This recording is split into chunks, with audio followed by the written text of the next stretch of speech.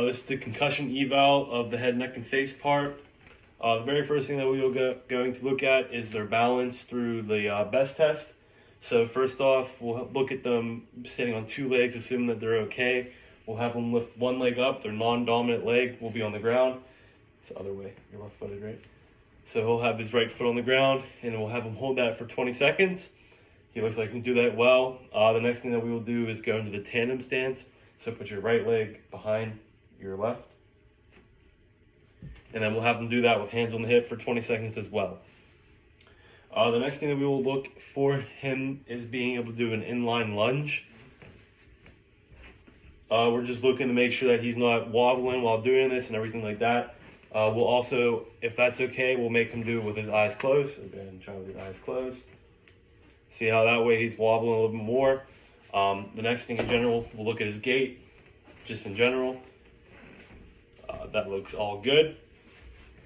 Then we will look for Perla.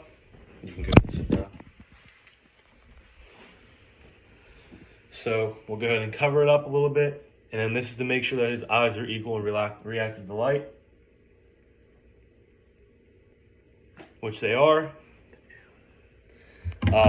And then we'll do the cardinal planes, the H test. So we'll go out this way, go up, down, all the way up, all the way down, and we'll come out, and then we'll do a little bit of convergence and go all the way in. The next part is the GEMAX. This is when we will look at the judgment, the orientation, memory, effect, how they are, and then cognitive and sensory. For judgment, you would ask something as along the lines of if they're okay, like mentally if they're okay. So you could ask like, hey, would you jump off a bridge right now? Or like, would you go rob a store with me? And then you should know the obvious answer would be no. For orientation, the next thing that you want to do is you want to ask them where they are. A good thing to do is ask where they are, and you want to make sure that you can cover up like the screen of, like you can cover up their view so they can't just look up to the scoreboard and say, oh, I'm at Saxon Field or anything like that. Memory, you want to check for retrograde versus anterograde. So you would ask something like, do you know what happened? Do you know why you're like this right now for retrograde? And then you could ask, do you remember who started this eval for anterograde? The effect, you'll just look at them as a person and see if they've been changed at all, just from their attitude or personality type of things.